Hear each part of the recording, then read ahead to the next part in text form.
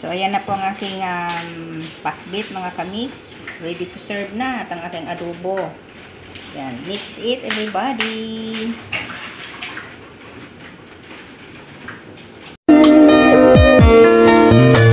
I wanted someone like you, someone that I could hold on to and give my love until the end of time. Hello mga kamix. Ayan, welcome sa ating YouTube channel sa Binido Kamix TV. Ayan, magluluto na naman sa Binido ng adobong baboy. So, ganito po ang aking technique ng aking adobo. Nimamarinate ko muna siya sa toyo. Ayan, marinate ko siya diyan. Galing yan ang aking adobo. Tanggalan ko muna siya ng taba kasi ayan, para magkaroon siya ng mantika bago gigisahin ko sa sibuyas bawang. Ganyan po ang aking technique sa pag-adobo mga kamix. Binababad ko muna siya sa toyo para yung lasa niya mag-absorb sa loob ng kanin. At pagka siya ay naglalamis na, ilagay mo na yung bawang at sibuyas. Ayan.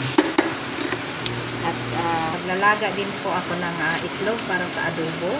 Ayan. Para hindi siya mabasag, in-steam ko muna siya. At kapag init-initan na siya, bago ko siya nilulubog dito sa pinakulo ko na kaldero na tubig.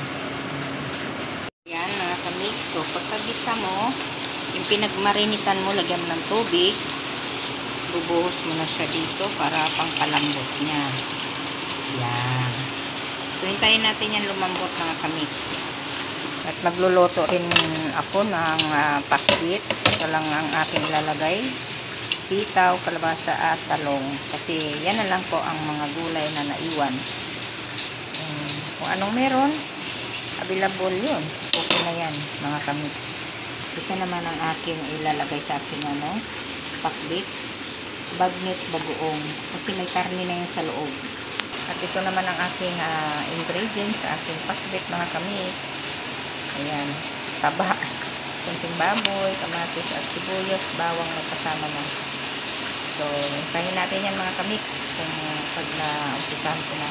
Ito naman ang ilalagay ko sa aking adobo. Nilalagyan ko yan ng patatas para naman masarap ang ating adobo mga kamix at ang ating nilagang itlog. So, ilalagay na natin ang ating, kasi malapit na siyang maluto, ang ating patatas. Yan. Dagdagan po natin yan ng toyo para siya ay mamula.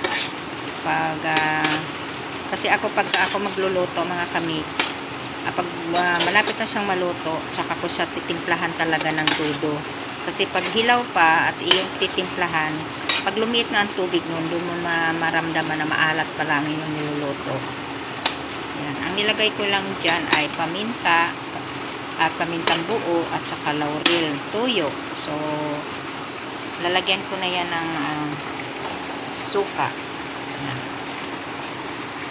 So, lalagyan na natin yan ng suka mga kamix. Suka na sinama ko na ang toyo. Ayan.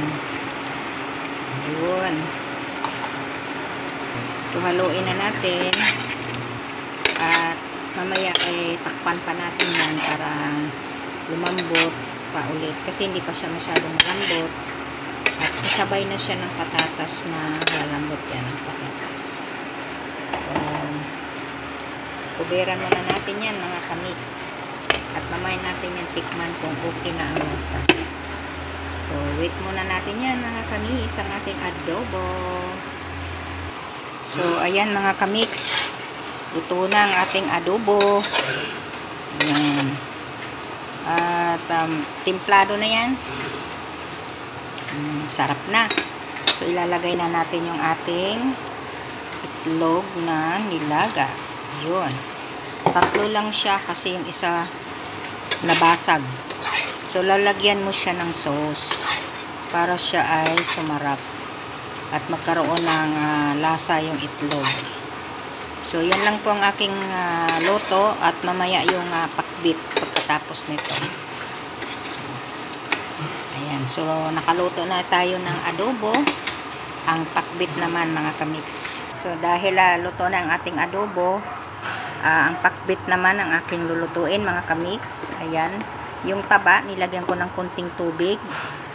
At pag natuyo siya, unti-unti yan siya lalabas yung pinaka oil niya. So ganun lang po, hindi na kailangan maglagay ng mantika. Basta may taba kayo ng baboy, pwede na yan. Ano na yan, excess na yan ang mga taba mga kamix. Tipid sa mantika na pagka may taba kayo ng baboy.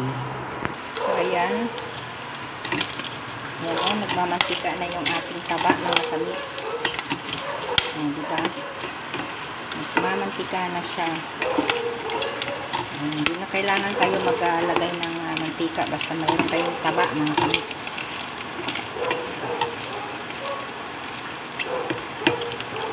Yan, binigisa ko na ang sibuyas, bawang.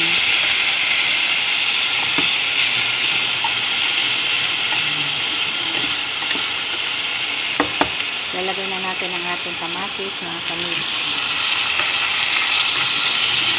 So, kailangan durugin natin yung ating kamatis mga kamix para lahat ng katas ng kamatis ay nag-absorb dyan sa ating magiging ulam na pakbit. Ayan, diba?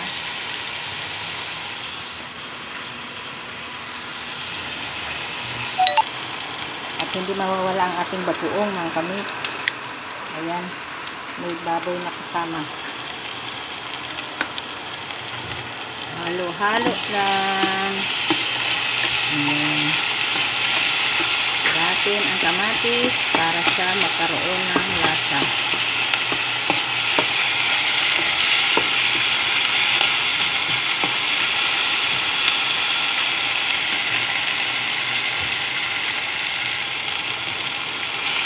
Ayan. Mabango na.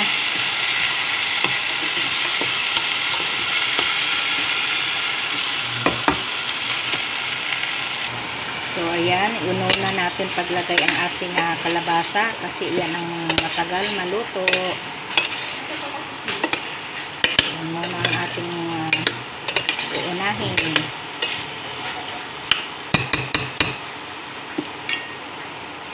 So ayan mga kamix, nilagay ko na ang sitaw at ang aking talong. So mukha na siyang masarap mga kamix. So hintayin na lang natin yan na lumambot.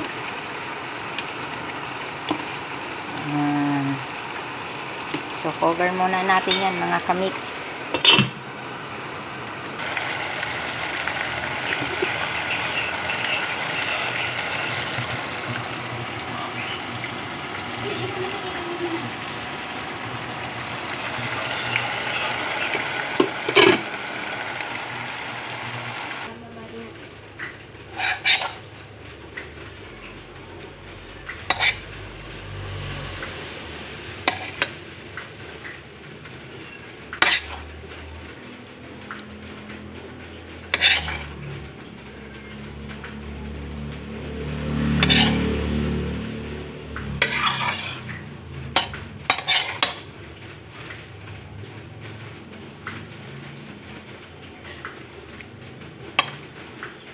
Ayan na po ang ating pakbit, mga kamix. Ayan.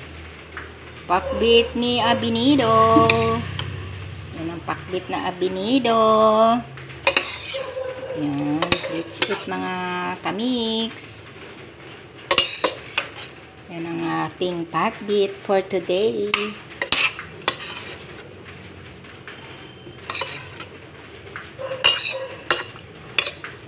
Ito na sahog.